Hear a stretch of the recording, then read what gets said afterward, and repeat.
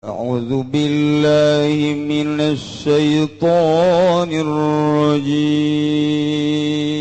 بسم الله الرحمن الرحيم يا ربي بالمصطفى بلغ مقاصدنا واغفر لنا ما مضى يا واسع الكرم اللهم صل على سيدنا محمد وعلى آل سيدنا محمد. Kapan orang lamun orang boga wiridan surat jin. Urang bisa neka negara jin, urangna di dieu keneh. Dibaca ku urang surat jin, urang boga ijazah, kemudian aya hiji ayat anu dihubungkeun jeung alam eta. Urangna di dieu keneh. Alam ieu, urang aya di alam jin. Mentek di dieu teh ga hiji. Ieu keneh majelisna mah tapi ngahiji manusia jeung jin. Di alam iya manusia nu kadaleuk urang di alam belah dinya jin iya kene tempatna mah mantak sing ada bisa nubukna panjang nah eta beda alam nubukna panjang nu janggotna panjang eta beda alam eta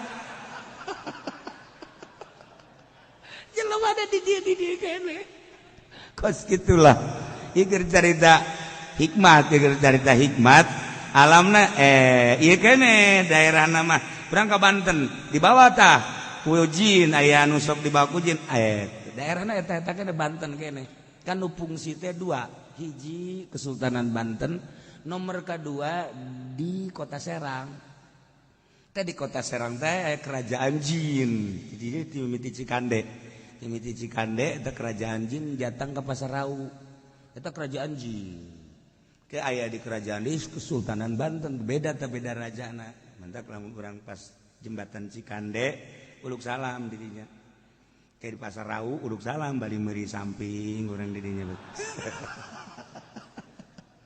nah kayak aya di alam jin kerajaan jin di Kesultanan Banten eta kerajaan jin Islam aya deui terus ka belah ditu daerah Baduy eta aya kerajaan jin kafir. Terus orang Kalabuan sisi laut tadinya aya di kerajaan jin kene tapi kafir. Dua kerajaan Islam ti Cikande ka Pasarau eta adalah kerajaan jin Islam. Kesultanan Banten kerajaan jin. Nah maksudna ge urang daerahna ieu kene tapi lamun urang bisa disingkapkeun teh ka daerah ka negara jin. Ieu mah lain. Di alam mulki alam ieu eta mah alam mulki kene alam jin mah.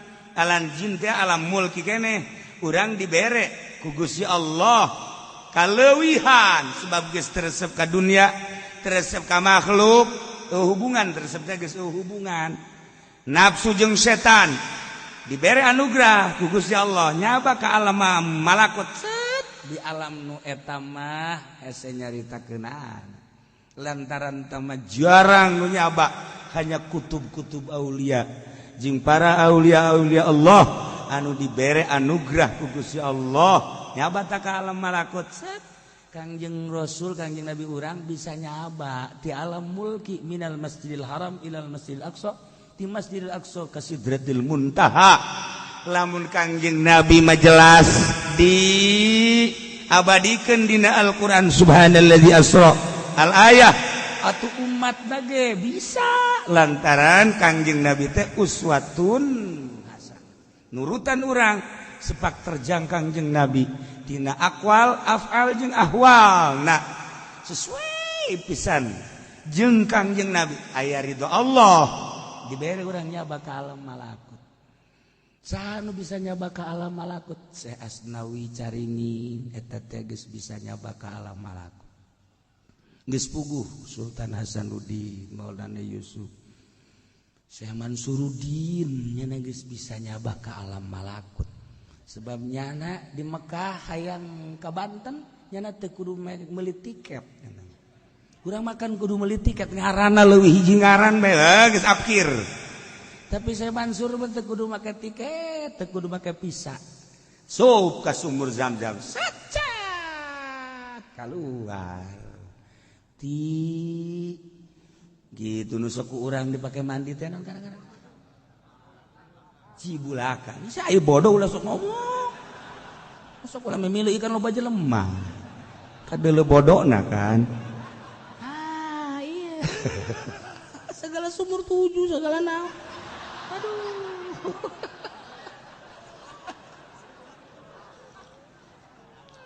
Cibulaka. Nah, iyalah kehebatan itu Syekh Mansuruddin keturunan daripada Sultan Hasanuddin. Lagi teman-teman geus mararaot segala wali sanga segala ieu mah nu hirup kene aya. Coba pangbejakeun teu meunang. Daripada ngabejakeun eta mendingan urang bae nyobaan. Haji Pendi misalnya hayang ka Mekah di pondok aya sumur, coba kadinya.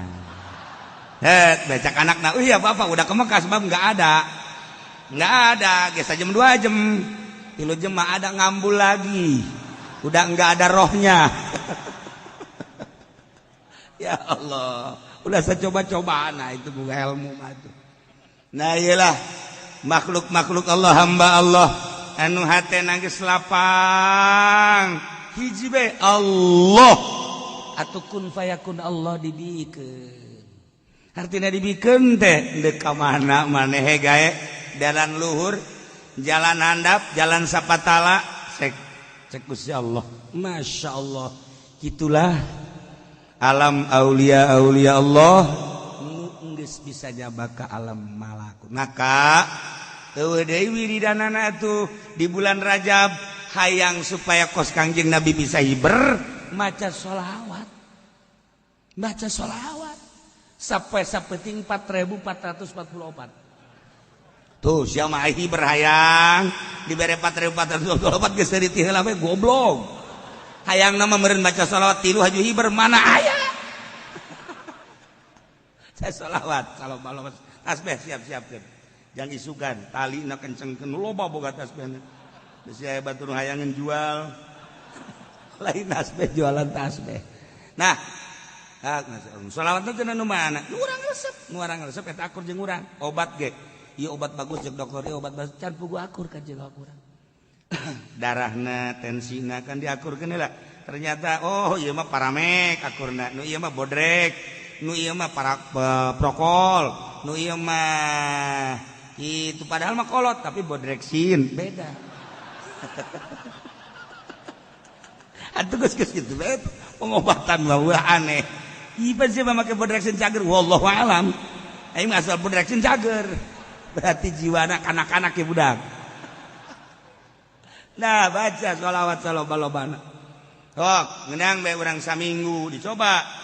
Cek kiai sapoe-sapoeting 4444 aing laksanakeun nang saminggu coba urang kikituan. Aing hiber tante. Ieu mah keur dongeng doang ulah maca sholawat hayang bisa hiber atuh ulah. Hayang menang ridho Allah Subhanahu wa taala. Geus menang ridho Allah ku Allah dikumahakeun ge kumaha.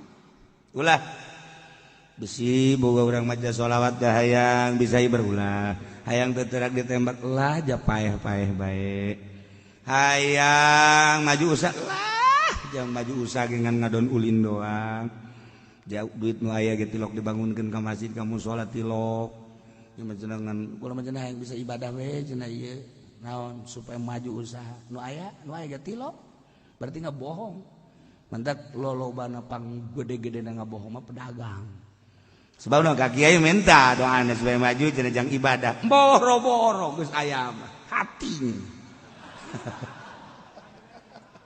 Ih lain ka kiai masjid. Sia mah ka aing suuzon bae goblok. Masjid salat Haji Salih. Nah, maca sholawat nu loba. Berang penting baca sholawat bae deuk sholawat munjiat. Deuk sholawat kamilah atawa nariyah. Kamari sholawat nariyah teh orenganan ciptaan Ibrahim At-Tazi makomna di ditu di Maroko Masya Allah di pes. Nah itu masuk kurang dibaca Allahumma sholli sholatan kamilatan wa sallim salaman taman nasina Muhammadin lajitan halu bihil uqadu wa farju bihil qurba tuqda bihil awaij tunalu bihil raghaib husnul khatimi wa yustasqal ghamamu abah madi dieu ngaijazahkeun wa yustasqal ghamamu biwajhil karim kamari ngadeng itu wa yustasqal ghamam picung gentur mah wa yastaskil ghamamu kula ijazah di picung yang baden wa yastaskil ghamamu yang nu wa yastaskil ghamamu tapi kiai-kiai nu lain diurangi wa yustasqal ghamamu lah cenah daripada kitu mah kula moal maca tolol teh coba diributkeun wa yustasqal jeung wa yastaskil moal maca ieu mah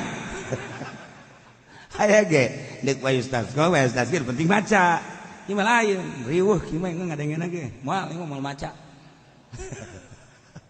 baca dek wa yustasqa mangga wa yastaski mangga kula ijazah wa yastaski dipicung di guru kula keresek lantaran menang dipicung gentur wa yastaski di dia abah mau wa yustasqal ghamamu biwajhil karim wa ala alihi wa sahbihi bi kulli mati wa nafasin bi ari kulli ma'lum lobaan wa yustasqa nu maca di wa yastaski ternyata di Marokona wa yustasqal ghamamu Ibrahim At-Tazi jadi Tazi itu ya ngaran lembur Ibrahim urang Taz geus eta teh salah ngangaranan kudu nama sholawat At-Taziyah kamilah At-Taziyah kulantaran zaina di ditu dicecekan jeung takna dicecekan ku orang Indonesia berarti sholawat kamilah An-Nariyah padahal mah Taziyah kitulah surah Syekh itu Abdul Aziz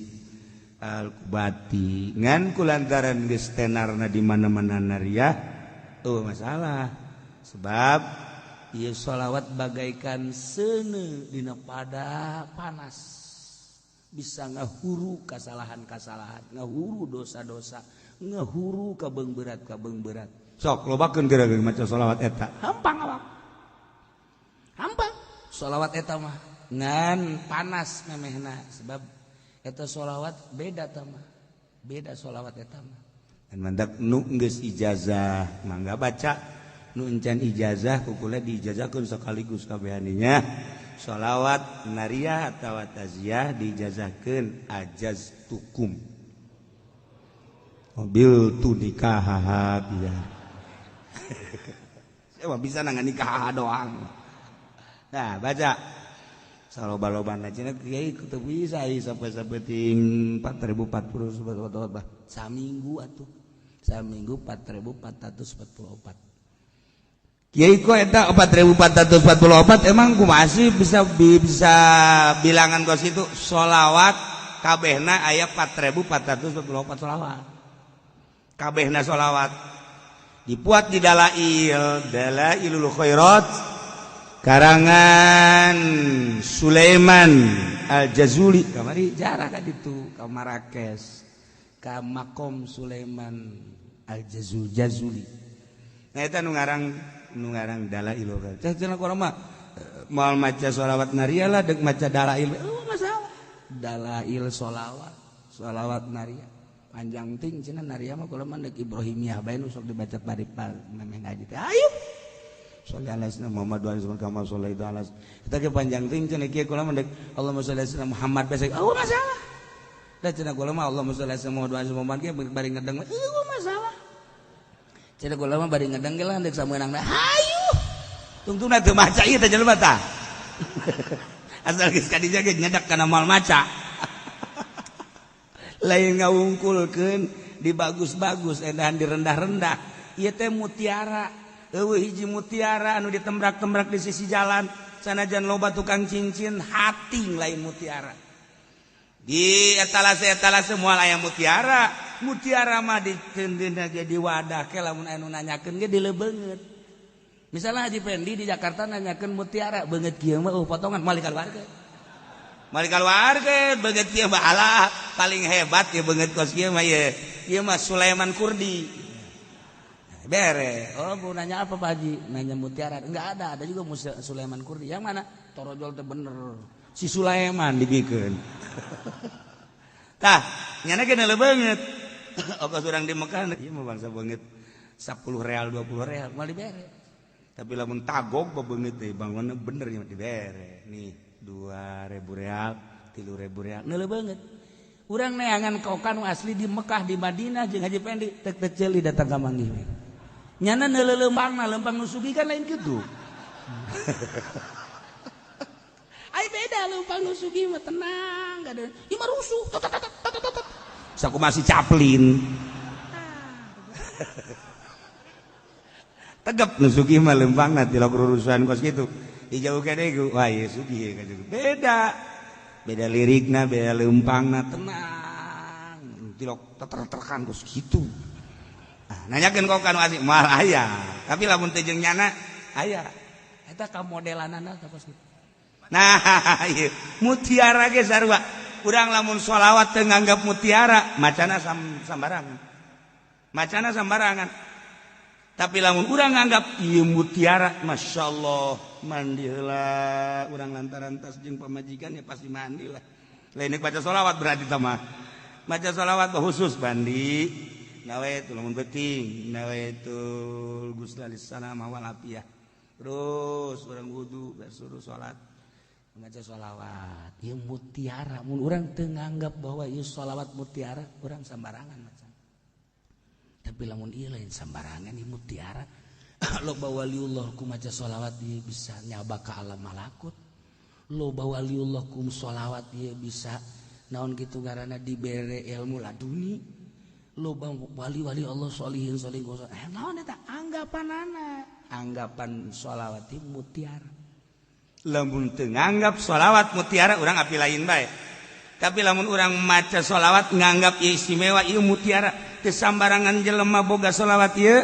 jeung teu sambarangan jelema bisa maca sholawat ieu jeung teu sambarangan jelema mun maca sholawat ieu dibere maziah lamun teu nganggap ieu sholawat mutiara mal bisa tapi lamun urang nganggap wah teu pati-pati mantap beda urang macana ge cara nuh maca sholawat teh lah ancan ang baden mun maca sholawat ancan kadenge ku urang ancan 11 memeh Jumat teh kadedengekeun bae maca sholawat tan halu bihil qadu wa tanfariju bil la ancan sebab naon geus nganggap mutiara urang lain bang Allah susah Allah susah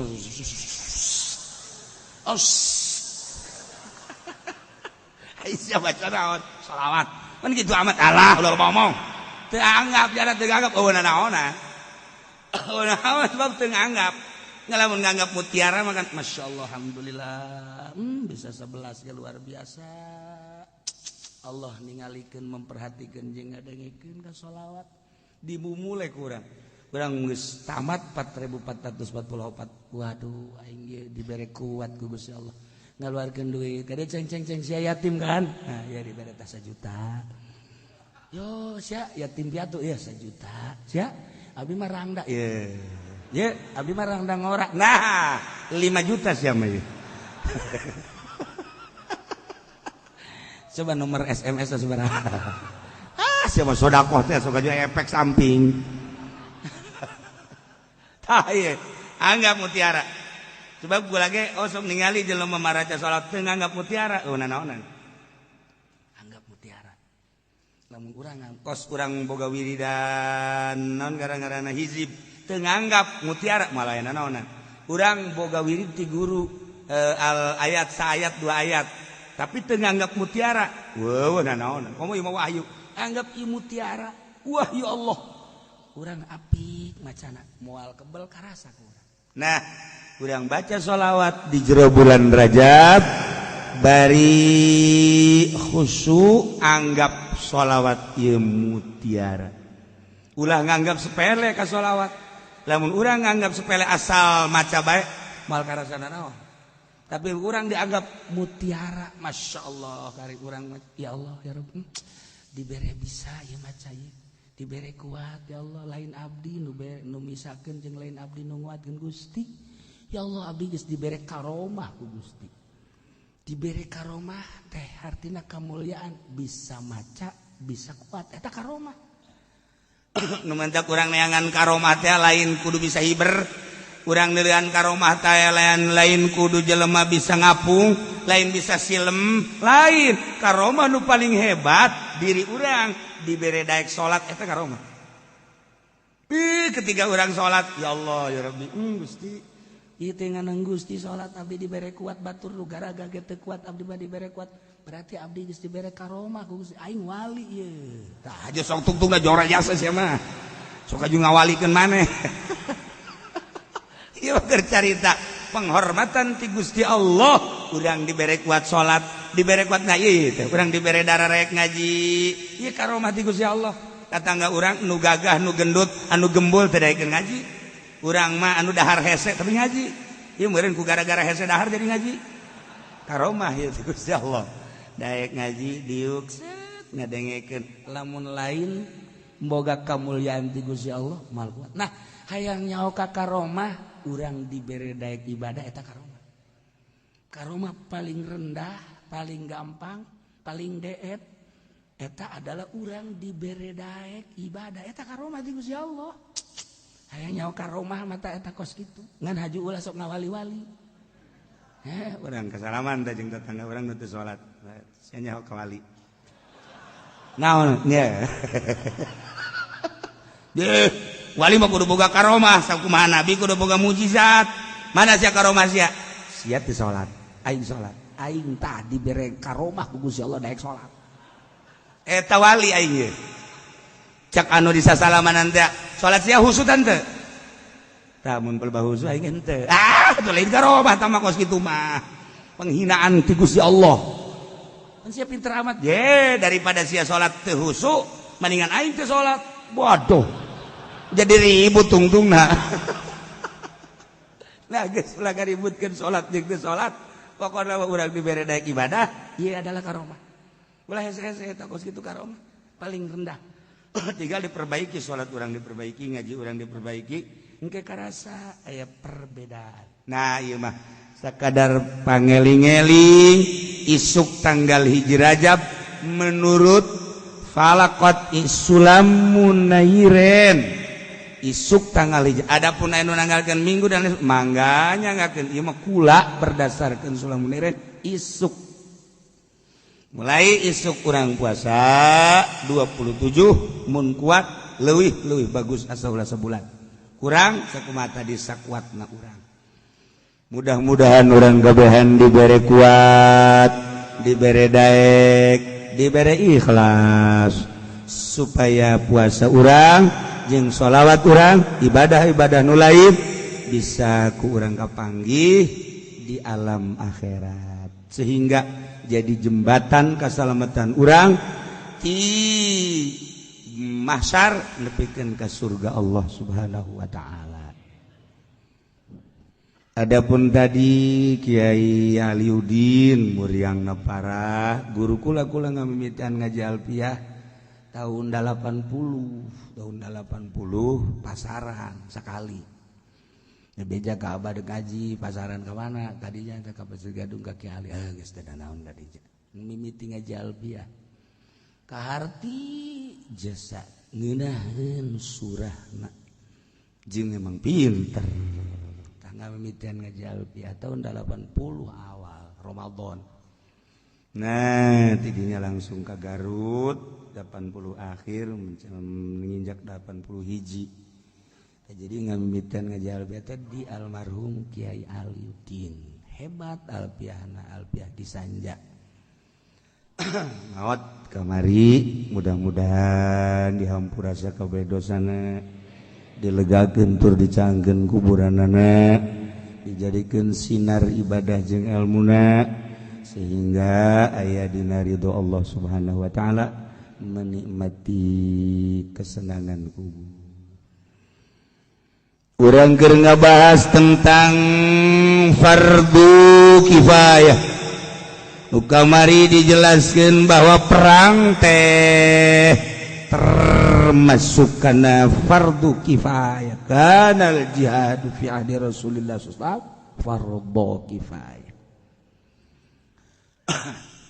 bahkan aya nu ngahukuman fardu ain nu jelas adalah fardu kifayah lantaran perang mangalawan musuh di medan laga teu meunang sambarangan jelema budak leutik diwajibkeun perang nu edan teu diwajibkeun perang awewe teu diwajibkeun perang tambah deui wa maridin ay wala ala maridin wajib perang ka nu gering atuh nu gering mah boro-boro perang mawa awak ke hese komo gering bengek nya bengek nya aya darah tingginya bengek geus banding bola perang tah mah deuleukeun ku urang mal kebal daripada ngangkat senjatanya gering udah gering mah di mahfud teu kudu perang teu doraka lantaran gering sanajan teu perang bandingan ngurusan awak nu gering mah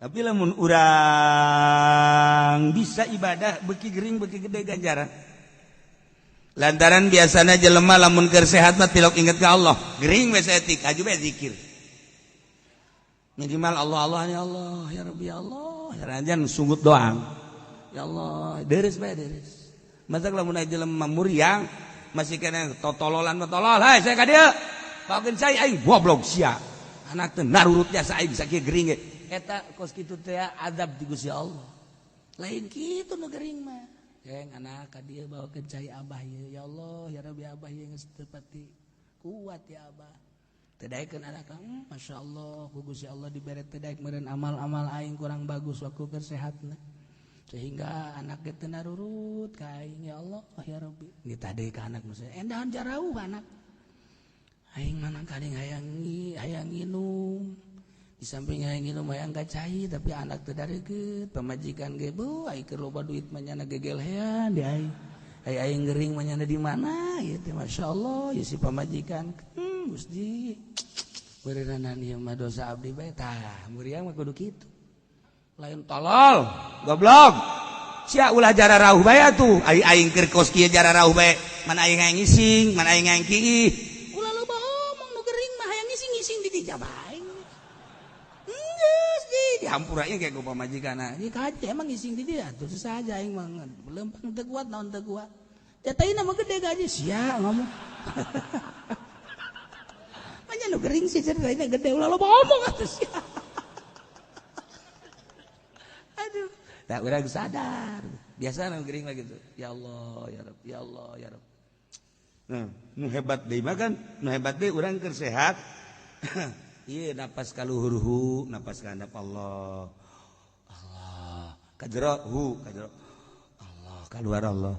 Allah, wa qaddiri sya'na bi wa qaddiri sya'na takdirkeun domisan biidkholin napas nasukeun napas waqad diri sana biidkholin napas Allah keluar kajrohu keluar Allah sebab naon kan napas urang jeung detak jantung teh emang henteu didengekeun ku Gusti Allah eta jantung urang tek tek tek tek dideuleukeun jeung didengekeun ku Gusti Allah diitung ku Gusti Allah masyaallah karim urang teu ngarasakan pakai lalagaan, pakai seserian, nonton bola, main bola, ngebonceng si mbak, jeung sajabana, mentang-mentang urang boga duit, aju kaya, tadi hitung kunyana, napas urang teh keur dideuleukeun ku Gusti Allah, dihitung ku Gusti Allah, beuh, endahan, masyaallah pasebuka, nanaona, kolot-kolot pacebuk. Ulah kos kitu geus salat teh inget-inget eta bae tah. Allahu Allahu Allahu Allahu Allah. Ya Allah nginahin da ibadah geus kitu teh. Lamun urang geus bisa nikmat ibadah. Geus kadeuleuna urang di mobil, kadeuleuna urang leumpang, kadeuleuna urang padahal napas urang Allah.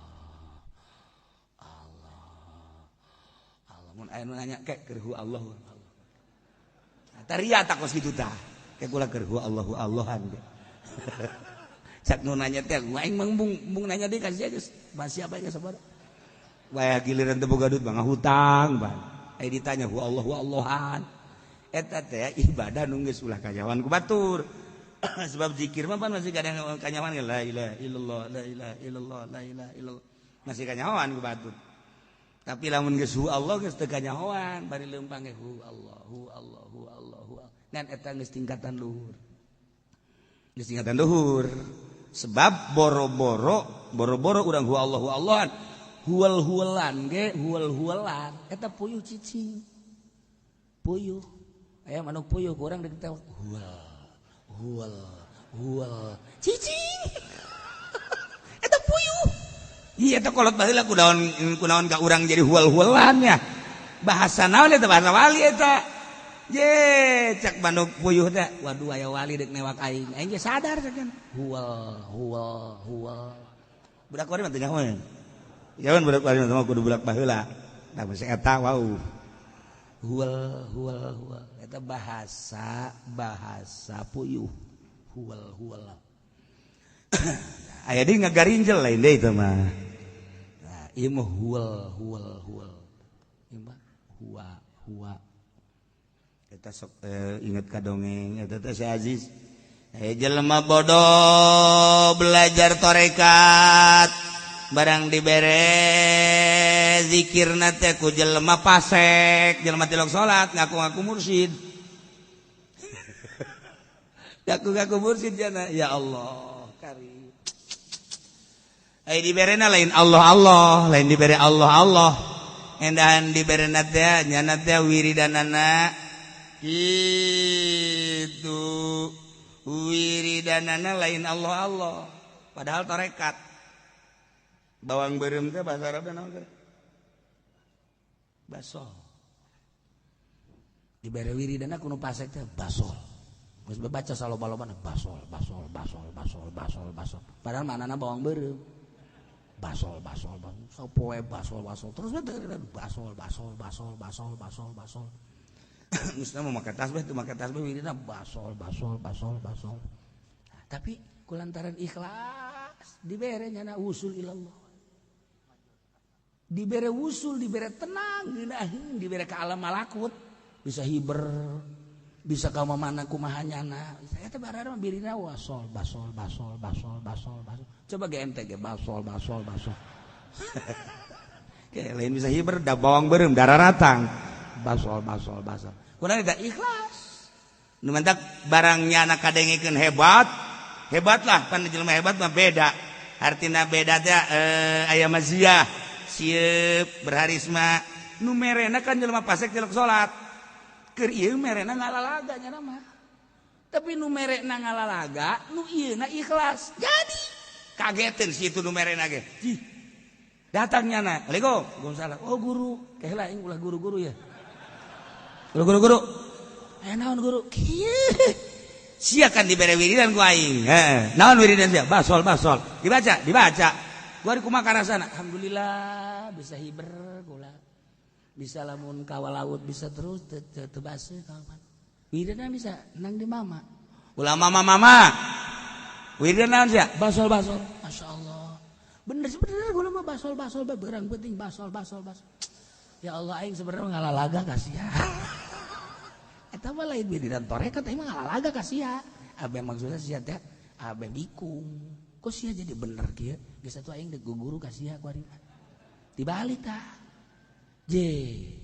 emang wiridan basol lain asli lain masyaallah tuh embung kula ngagurukeun ka mama urang nanya bae yeuh kanu asli nanya kanu asli ka kiai ahli nu asli begitu nanya seuri kiai geus nyaho ti heula nu ieu deuk kalalaga aya nu ieu mah asli nu ieu mah teu ikhlas nu ieu ikhlas nu ikhlas jadi wali nu ieu mah nu ngalalaga teu henteu kulantaran niatna kabeh ge hayang ngusul ka Allah nu ieu ge dirobah sanajan geus ulah wasol basolnya Allah nu ieu nu tadina mere lantaran tobat ka Gusti Allah dibere ku Allah jara diwali kabeh dongeng mah cepetnya dongeng aji jara diwali bae ngeunaheun perasaan Masya Allah karita dimantak wali mah jauh ge di Jugjug bae di Maroko wali mah di naon ge Tunis wali mah di naon ge Turki mau di Mekah di Madinah di daratan di urang bae ka gunung santri sakitu gunung terus anu di Jawa teh gunung naon gara Muria urang datang ka ditu datang ka ditu lainan nanaon ngan meuli tungked bae di gunung Muria balikna ka dieu marawa tungked dan lain-lain sebagainya kunaeta boga maksiat bisa dibohongan hate urang mahabbah sebab nyana moal pati-pati dizarahan lamun lain wali Allah ja bapak urang mah tilok anu ngazarahan urang ge tilok tatangga urang tilok zarah urang ge tilok dan ge tilok kunaon eta mazian aya nu aya mazian mah eta di Banten ieu saya Maulana Hasan di dieu kuburan malulu kiai tapi urang teu tertarik hiji we ka saya Maulana Hasan di dieu saya Maulana Yusuf ieu loba lah mun dicaritakeun mah sia punggawa-punggawana tapi tetep urang ka saya Maulana Yusuf bae di Syekh Mansur eta pandinya aya sabaraha makam nu golde jeung sajabana loba jasa makam tapi tetep urang ka Syekh Mansur bae kunaon teu bisa diboboro hate eta nu boga mazian di Gunung Santri eta teh santri soleh ngaranna atuh di lembur urang ge si soleh ambalah ya tapi ya urang boro-boro aya ngaran teu lagi boga maziah di ditu ya Allah ya Rabbi nah ieu urang ibadah ka Gusti Allah ulah neangan maziah tapi geus bae hayang menang ridho Allah Subhanahu wa ta'ala. Nah, kuari keur berangkat neangan ridho Allah melalui perang jang anu mampu nu gering teu dipardukeun teu diwajibkeun perang komo kuari Madinah negara urang jang pertahanan dalam negeri polisi jang pertahanan luar negeri ABRI TNI angkatan darat angkatan laut angkatan udara lengkap di urang digaji polisi na ngagaji urang TNI na ngagaji urang eta teh nyana bisa jadi boga balok hiji 2 3 4 5 dan sebagainya eta teh na ngagaji urang rakyat nu mantak lamun nyana galak ka urang peupehan polisina goblok sia jadi polisi na ngagaji aing tolol sia tungtung nama urang ditembak bae asli nama ABRI na ngagaji urang rakyat nyana moal pati jadi jenderal lamun kurang teh digaji polisi kitu keneh tetapi kunaon nyana haju sojasa menghadapi rakyat ya Allah ya Rabb kudu nama tawadu TNI polisi ka rakyat sebab nyana bisa naik pangkat na ngagaji urang teu karasa ku urang teu ieu bisa ngebangun santero nang di urang bupati teh kudu nama hormat ka urang lantaran lamun urang teu mayar pajak emang nyana hirup moal modar nyana urang mah bayar pajak digunakeun pake ngabangun eta teh duit urang teu menang teu kudu mayar pajak bupati sebenarnya mah ka urang teh kudu hormat saudara-saudara kudu kieu bae asal kapangijil mah asal kapangi bae kudu mah kitu bupati lain urang kanyana mantak kula mah keur zaman Atut jadi gubernur kiai cium tangan ka Atut aduh ya Allah tak kiai masyaallah tolol tak kiai goblok tak kiai cabut usiana kiai teh bakal maziah na ilmuna bener bae ku sebab naon atuh nyana na ngagaji urang haju awewe kunaon haju urang cium tangan ka nyana deg-deg ka urang hi kuduna mah Haji Pendi hormat ya saya merasa jadi pemimpin karena Pak Haji Pendi alhamdulillah dengan adanya Haji Pendi bayar pajak-pajak maka saya jadi gubernur ya polisi borgol tungtungnya jadi johor nah kudu dapat kan gitu geus satu keadaan begitu saling menghormatilah rakyat jeung pejabat sebab moal aya pejabat mun eueuh rakyat moal disebut sugih mun eueuh nu susah atuh kudu saling nu susah jeung nu sugih rakyat jeung pejabat kudu kan gitu geus urang atuh ayeuna mah teu kudu perang lantaran geus aya TNI geus aya polisi tetapi tetep bae kewajiban perang mah lain ka TNI jeung ka polisi gua behan ketika negara urang diserang ku Amerika negara urang diserang ku negara lain Cina misalnya Jepang misalnya hudang deui teu meunang diantep geus barisan depan TNI 2 polisi 3 urang malah lain kitu malah TNI mah di mana urang mah diserang tuh kuduna geus sarariap kuari belajar pencadei kuari ayo tiupan deui leungeunna geus aya koreng-koreng tiup ieu geus darareuh keterasaan asal deuk aya nu jadi raja bae urang nu riweuh unggal aya di jelema negari raja bae rakyat riweuh heran urang geus bae mendingan ditentremkeun atuh sagala kiai dibayang-bayangi ku nu edan geus kuari malaman nu edan bikeun ka polisi habak lah maksudna kena ngadu jeung polisi atau nu edan aku urang nasehatan ulah ka kiai ka polisi hareup kitu atau ka ABRI ka ditu los Iya hari kan jadi membuat tidak tentrem dan tidak tenang.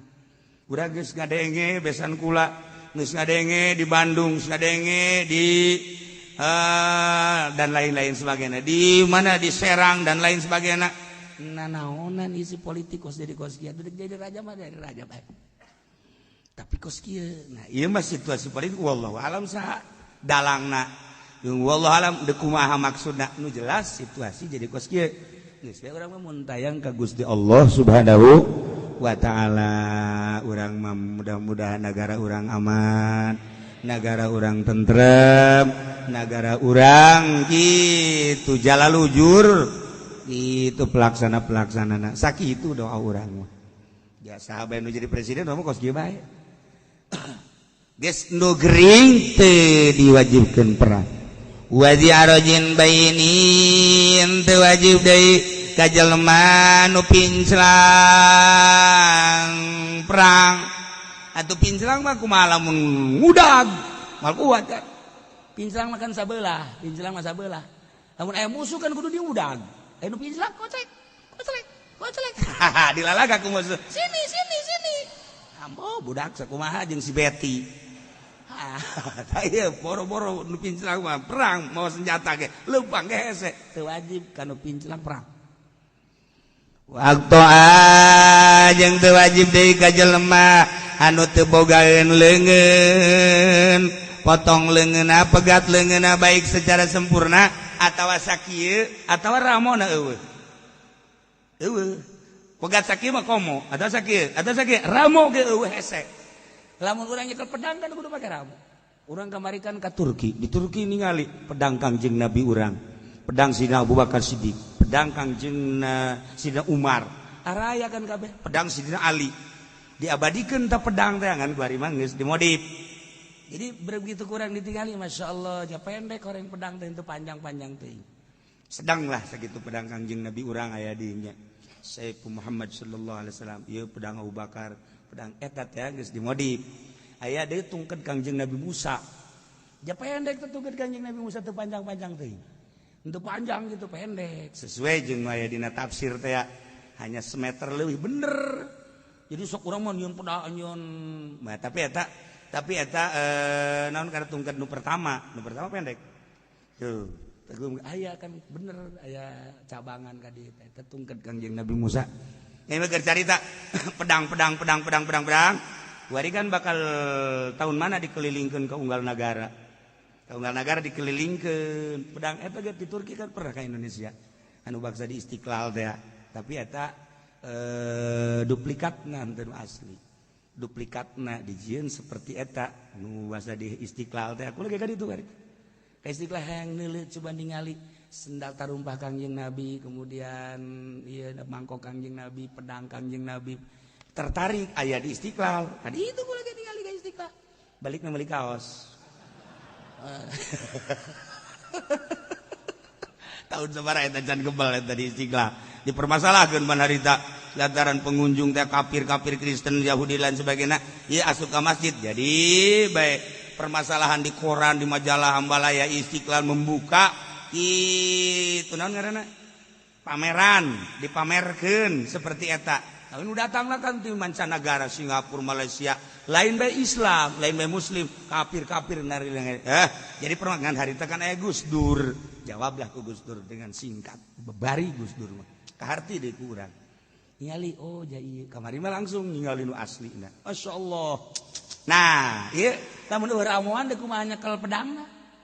Dahar ge hese ku make kenca. Dahar. Kecuali jana jitu make kenca ge tek nu kekencangan kan lebih hebat biasana. Lamun hebat tapi ulah cek dina fikih mun eueuh ramoan ulah perang sebab naon hese nyekel pedang hese nyekel senjata. Jadi kudu sempurna. Mentak Syekh Nawawi basa eta dipanggil ku Raja Husein di Syekh Nawawi deuk dijadikeun tentara lantaran gagah hebat ai itu saha ieu karangan sa Nawawi. Kemudian aya nu jadi imam Nawawi. Ari kita sok manggulan cai Nawawi, panggil kan Nawawi, deuk dijadikeun tentara Arab. Gagah Syekh Nawawi mah jadi lamun aya jamaah-jamaah teh nyana nimba cai Zam-zam kemudian dibagi-bagi. Hajunya nama mun diberi embung. Diberi embung. Geus bae dibagi-bagi bae merean cai ka jamaah terutama jamaah Indonesia. Nyana nimba zaman nimba. Dibagi kabehan. Mun dibere sareal teu daek.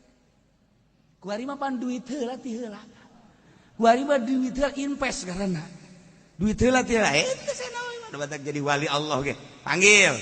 Setelah dipanggil lagi jadikan tentara. Mau tidak mau harus. Karena siap.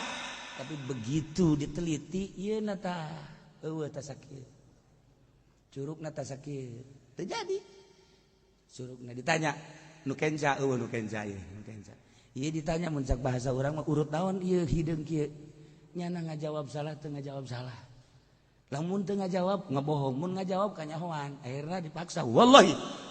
Kunaon ieu?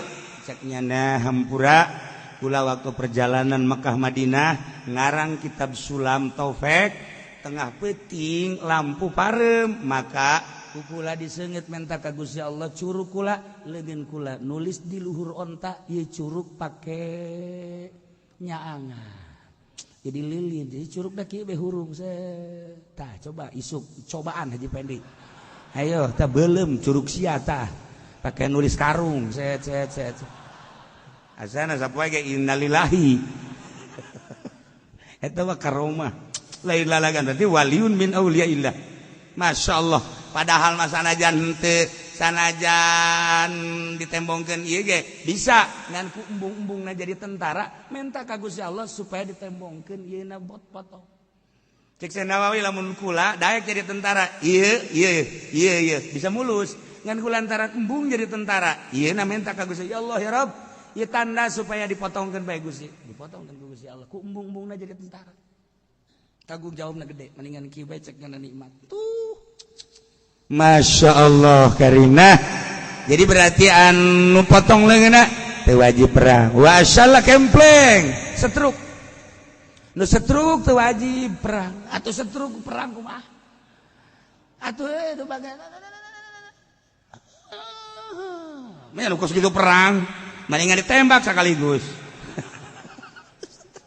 lempang ke saya setruk ya Allah ya Rabb teu wajib perang wa abdin wallahu a'lam